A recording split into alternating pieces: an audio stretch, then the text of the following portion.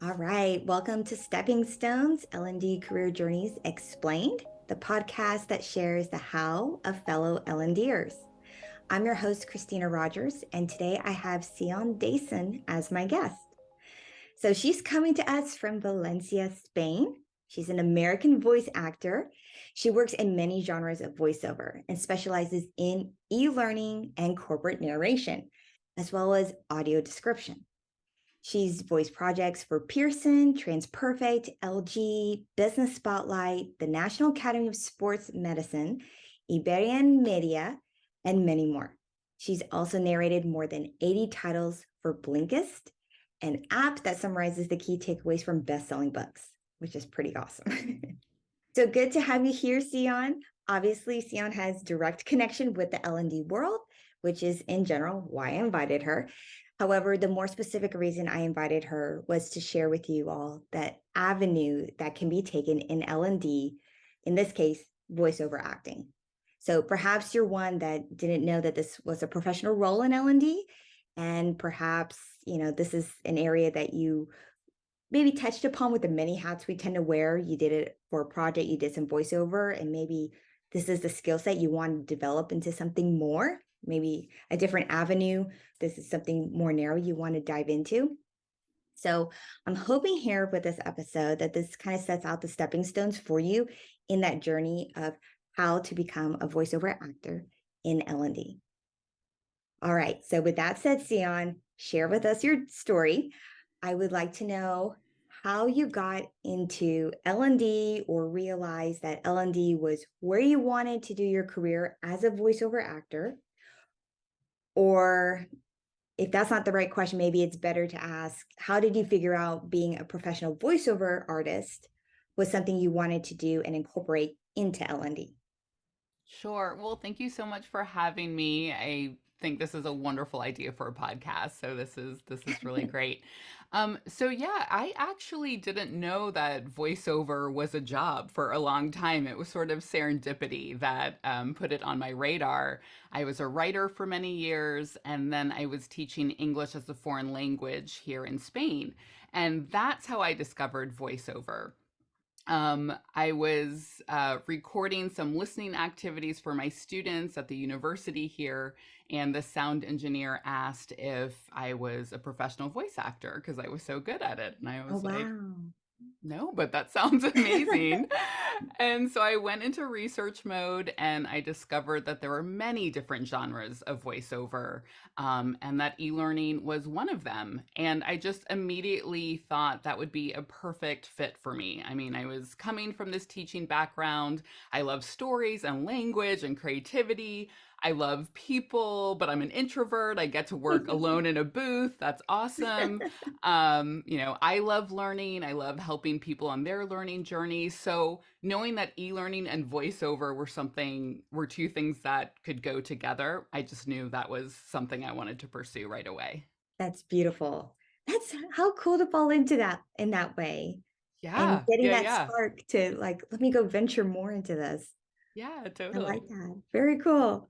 So I guess, how did you get into the VO work specific to L&D? Like you did your research, hmm you found out um, what, I don't know, something like the engineer, telling you like, hey, you're really great at this, kind of pushed you more specifically into that genre. I know you have other genres, but like for hmm this one in hmm particular. Yeah, sure. So I joined a course called the Voiceover Success Intensive with Carrie Olson, and that was an online course that had live components as well. And she does all different types of voiceover too. But what was really cool is that she was a course creator for an e learning company before she got into voiceover. So Oh, she was wow. one of my first mentors. So I knew through that program and through her experience that this was a large part of the work that she did. So having mentors, seeking out people who have done the type of work that you want to do is always really valuable. That's And awesome. And also just hanging out with L&D folks to learn about stuff, right? Like that's how you and I met. Yes. We've been hanging out in the GLDC, which is the Global Learning Development Community. I also went to events through the TLDC, Training Learning Development Community.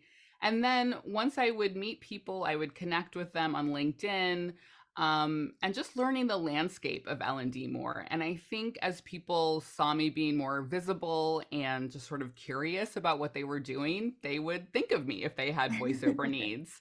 So that's one way. I also do direct marketing to e-learning companies. I'm on rosters of different e-learning companies, production houses. I audition on casting sites. Like there's no one way to do it. You just have to take many different paths. And I'm still figuring out how to get more e-learning clients. It's an ongoing, journey. So that's my 2 cents. Yeah, well, that's fantastic. I mean, it's really nice to know that there's a lot of territory to be covered, Yeah. just to make sure that you are taking notice, or being noticed, so that way you can pursue more of this.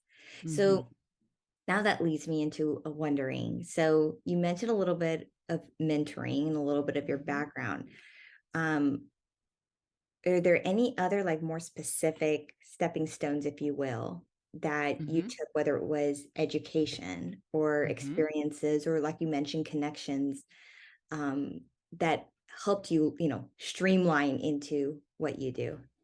Yeah, definitely. I mean, you all are learning professionals, so you're used to gathering information, right? And that is what I did from the beginning. So there are lots of podcasts about voiceover. So I listened to every episode of the VO School podcast. I listened to episodes called VOpreneur.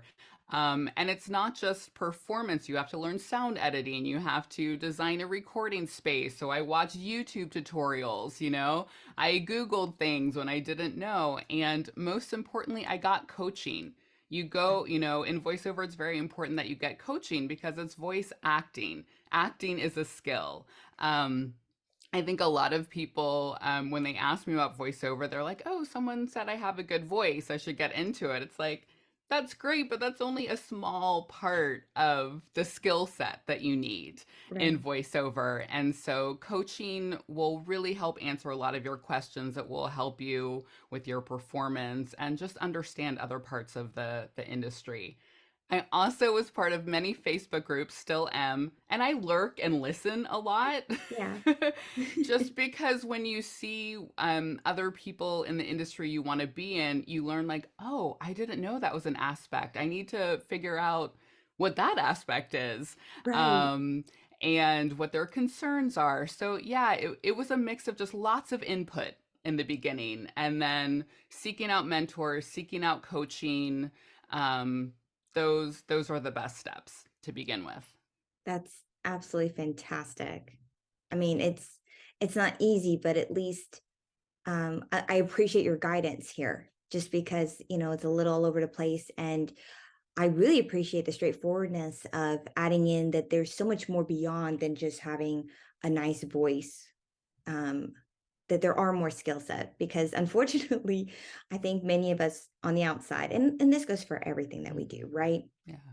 Which is, we think it's much simpler than it Mhm. may be, at the end of the day. Yeah. I always make fun, like as an instructional designer, people from the outside, it's like, oh, you make pretty PowerPoints. Well, Right. no, no, there's a whole lot more going on in what I create and why I create it. And so it's Yeah. beautiful to hear that about what you do as a voiceover artist. That is not simply that you have a nice voice and you're putting it out there, or, you're very good at reading. There's much more at play here that needs to be Yeah. considered and realized. And therefore, that's why you have all these different stepping stones that you have to take Hmm. to Hmm. really pursue something greater, so that you can get into that professional level. So that's Yeah, very and I also want to add too that you become your own business person. So that's something else to take into account. There is no 9 to 5 voiceover job. I mean, if there is, please tell me, but I'm pretty sure there isn't. So that takes a certain personality too, Yeah. that's why there is no just like one direct line to it that you apply for a voiceover job and then that's it. Yeah. It's constant. We're self-employed. We work with many different clients. So Yeah. that's another piece of it that I think people have to think about. That's that's very important. I'm glad that you said that. All right. So my next question, I'm trying to recall with what you've been saying so far. I know that, somebody kind of reached out and said, wow, you seem to have the skill, the talent to do this. And so you started venturing out and pursuing and looking into it. Um, but was there a situation or a connection that gave you that final breakthrough that you needed Mm. to actually get this career going? I love that question. Yeah, I mean, I didn't put out my shingle as a voiceover actor for several months. I did a lot of training. Like I Yeah. said, there are more skills than meet the eye to it. So I didn't want to say I'm a professional voice actor until I had many of the skills down. Yeah. And I think that's what working with different coaches, they see your progress. They can help you figure out if you're ready. And one of the biggest steps in a voiceover career is getting demos, professional demos to show Yeah. what you can do. And Yeah. so that feels like a big step when your coach says, okay, we're ready. You're ready to do a Right. demo. So do the demos. And then started auditioning. And I was very lucky that, and this doesn't always happen, but Yeah. I booked a few big jobs really early on. Yeah. And there's also that method, like dive in and see how it goes. And it went really well. And that just gave me a lot of confidence that I was on the right path. Okay. Yeah, I can attest to that. I think that's one of the big things that I think just being human we kind of struggle with, which is that taking action.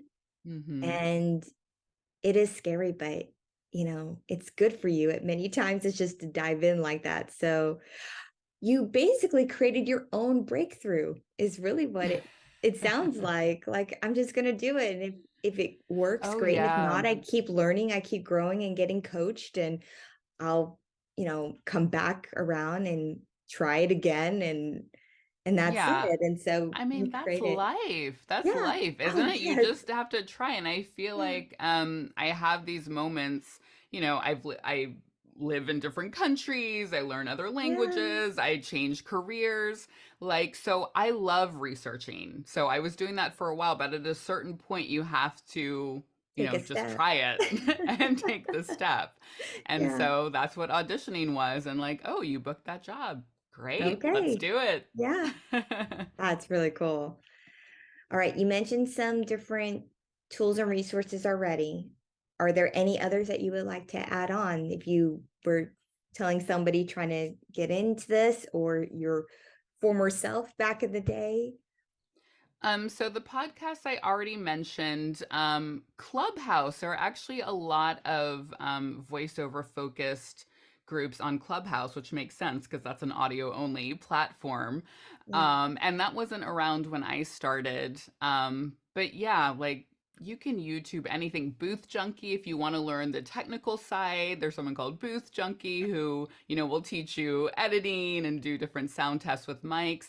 Because, yeah, that's a whole nother part of it. I've been talking about the performance, but there's a very technical side to it as well.